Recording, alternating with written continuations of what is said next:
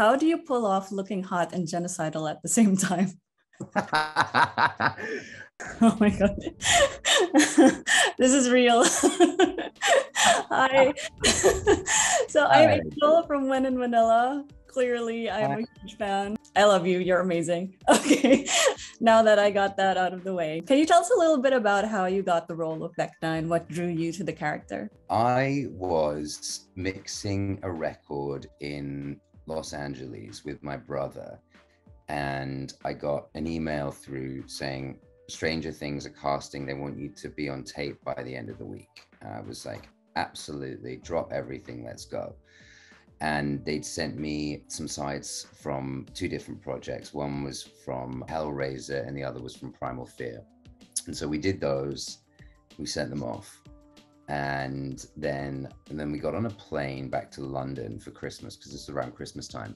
And just before we got on a plane, they'd said, oh, they love the tape. Can you do some more? Can you do some sides from the show? I was like, absolutely. So the moment Sam, my brother, and I got through the door, we dumped our bags, said hi to our parents, and I was like, let's do this. Let's just do this. I feel really, really good. So we did it. And then came this like long, arduous wait between Christmas and New Year, you know, just like that dead space where nobody's doing anything. And I was like, sending emails every now and again being like, any news? Like, is there anything else I can do? Like, are they happy? And then I got a call like second week of January saying, get back to LA, Matt and Ross want to meet you.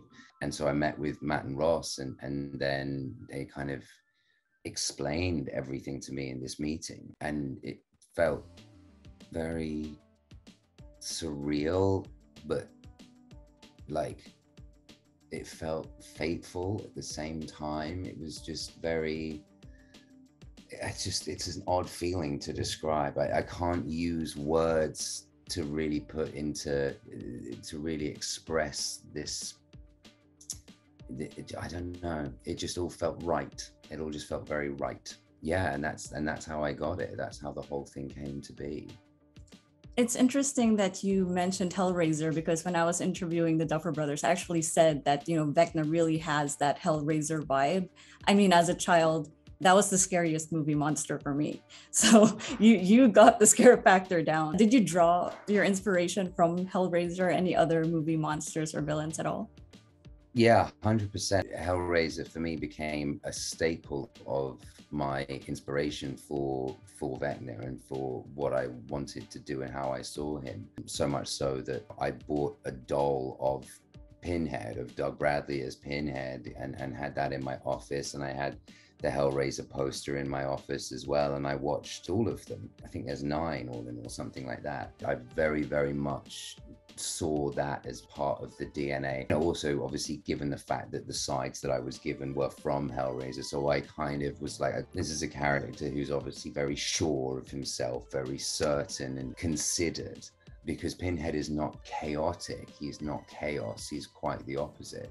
And that's what makes him so terrifying, because his intention is just always there. It's always in focus. I used Dracula, both Klaus Bang's version, the first episode that came out, his version, and Christopher Lee as well, also Gary Oldman's version. So I used a few of those. Voldemort was in there as well. And obviously, like with the Hand, there was some Freddy Krueger in there, but I didn't use too much of Freddy, because Freddy's kind of the antithesis almost in terms of performance to Pinhead, because he is chaotic. He's quite mad. I mean, obviously, you know, Vecna exists in the D&D world as well. So I had pictures of drawings of Vecna on my mood board.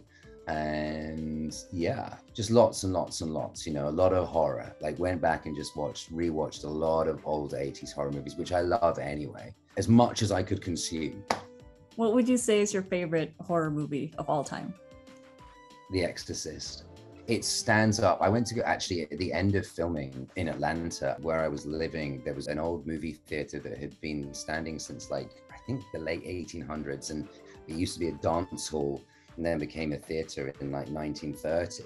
And they kind of replay like Aliens, and they were replaying The Exorcist. And I went to go and watch it. And it just stands up against the test of time so well. It's so harrowing, and Linda Blair's performance is just psychotic. Like, it's so mad. I loved it. But then, you know, I love more recent horrors. You know, I'm a sucker for anything A24. Those guys are incredible. So Hereditary is also just like huge to me, but also Hellraiser 3 is so brilliant. But if I had to pick one, it would be The Exorcist. Well, you were in the Vecna suit, I heard, for hours every day. That takes a lot of passion and dedication and patience. Do you have any tips for, say, the less patient people out there? Yeah, meditate. Let go of your own mind. Like, let go of your own thoughts. It's only thoughts are not real. Let go of it and relax into the moment and be in your body rather than be in your mind. It's the most comforting place you can be. It's very strange if you haven't done it before and don't know how to do it, but once you start to do it, it's like nothing else on planet Earth. So yeah.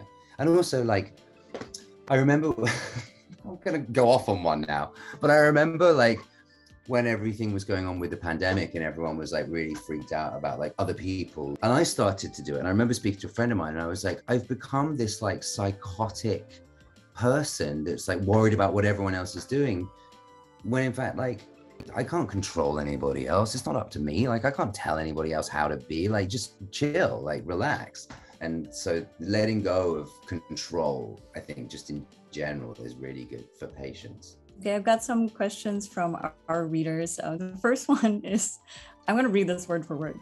How do you pull off looking hot and genocidal at the same time? I don't know. I don't know. The amount of people that have said to me, like, particularly in episode 7, we see him in his fullness, as it were. People are like, that's so hot. And I'm like, I'm literally murdering people. What is wrong with you? I guess people are attracted to confidence and certainty. There's certainly, when Henry is doing what he's doing in episode 7, that's him at his most confident, you know, at his purest. And when we see that in people, I think we have no choice but to be attracted to them. So that would be my rough answer, but also, what's wrong with you? But also, I think maybe your voice has something to do with it. That could be true. Is it soothing? I don't want to know. Don't answer that.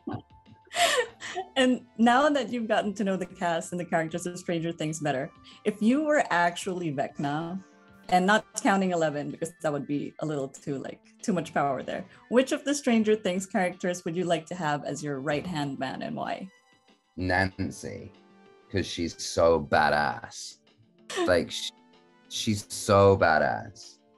That shotgun scene in 9, I remember watching that and just being like, that is so freaking cool. The shot, so slow motion. That's cool. So yeah, Nancy. You've acted in a lot of movies in the past that involved massive fandoms like Twilight, Mortal Instruments, and Harry Potter. How would you say is the fandom of Stranger Things different from other fandoms? They're really, really funny. Like, they are so, so funny. And what I love about them is that, like, they're not, I hope they don't mind me saying this, but they're not very gatekeepy. You know, they're very open. They like to share. And I love that. I think also because there's, like, the cast is so large, there's somebody for everyone, you know, which is really nice. And they're very funny. They're just very, very funny. Very funny. Right now, if you were caught by Vecna, what would your saving song be? Right now, let me see what the last thing was that I listened to. Probably one of my own at the minute. It would be to toss up between Tom Waits' A Christmas Card from a Hooker in Minneapolis, or a song by a band called Malevolence, which is called On Broken Glass. Thank you so much, Jamie. That was my last question. It was such a pleasure to talk to you. I'm still starstruck. Thank you for having me. Thank you so much for your time. I appreciate you. What time is it there? It's 8:30 in the morning. Oh, well, have a lovely rest of your day. Thank you. Bye now.